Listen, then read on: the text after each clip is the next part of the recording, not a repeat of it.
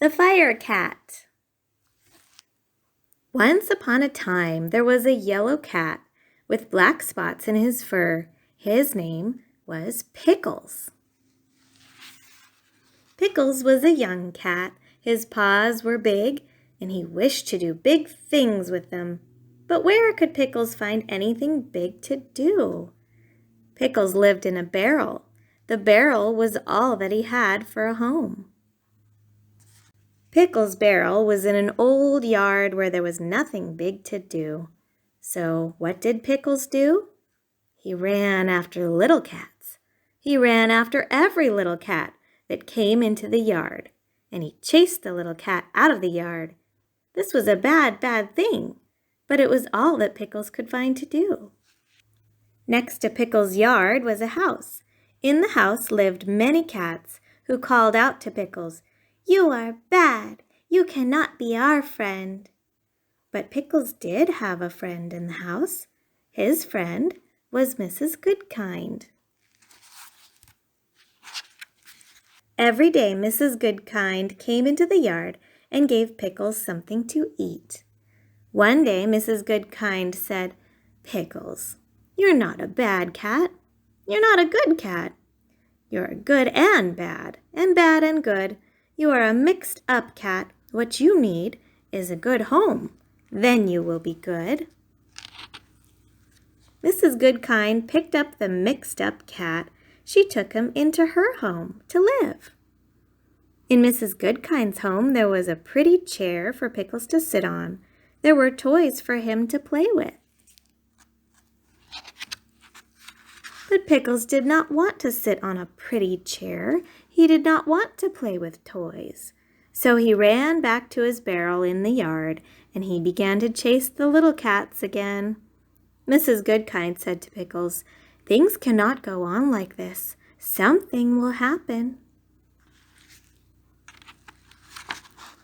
The next day, Pickles chased a little cat up an old tree. He climbed after her. Pickles sat up in the tree near the little cat. He would not let her climb down. After a time, the wind began to blow. It blew and blew and blew, and the rain came down hard. It came down harder and harder. At last, Pickles let the little cat climb down and go home. Pickles wanted to climb down too. He wanted to get back into his barrel, but he could not climb down. Sometimes this happens to a cat, and it happened to Pickles. Mrs. Goodkind ran to the tree.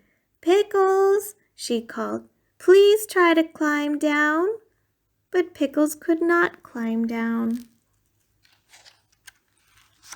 Mrs. Goodkind ran into her house.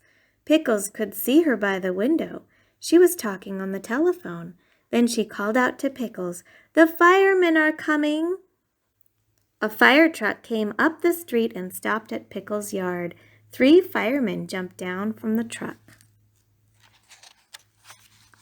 Mrs. Goodkind came out of her house. She ran to the firemen and pointed to Pickles. The firemen put a ladder against the tree. One of the firemen began to climb up the ladder. The fireman climbed to the top of the ladder. "Come, cat," he said to Pickles. "Let me help you." The fireman picked up Pickles and tucked him into his coat. Then he took Pickles down the ladder, down to Mrs. Goodkind. "Mrs. Goodkind," said the fireman, "is this your cat?" "No, Joe," said Mrs. Goodkind. "Pickles has no home, and he does not want to live with me." "Why?" asked Joe. Mrs. Goodkind answered, "My home is too little for Pickles. Pickles is a cat who wishes to do big things, and someday he will do them. Look at his big paws." Pickles put out a paw for Joe to see. "My goodness, Pickles," said Joe, "what big paws you have." Pickles looked at Joe and said the one word he could say, "Meow." And Joe could see that Pickles wanted something very much. Joe gave Pickles a pat. "Pickles," he said, "I will take you to our firehouse. Maybe our chief will let you stay." Joe took Pickles to the chief, who was sitting at his desk. "Oh," said the chief, "I know this young cat. He's the one who chases little cats." "How do you know?" asked Joe. The chief answered, "A fire chief knows many things." Just then the telephone began to ring. "Hello," said the chief. "Oh, hello, Mrs. Goodkind. Yes, Pickles is here. He came with Joe. What did you say? You think Pickles would like to live in our firehouse? Well, we shall see. Thank you, Mrs. Goodkind. Goodbye." The chief looked at Pickles and said, "Mrs. Goodkind says you are not a bad cat, and Joe likes you. I will let you live here if you will learn to be a good firehouse cat." Pickles walked quietly up the stairs after Joe. Joe and Pickles went into a room where the firemen lived. The men were pleased to have a cat. They wanted to play with Pickles. But suddenly the fire bell rang. All the firemen ran to a big pole and down they went. The pole was the fast way to get to their trucks. Pickles could hear the trucks start up and rush off to the fire. Pickles said to himself, "I must learn to do what the firemen do. I must learn to slide down the pole."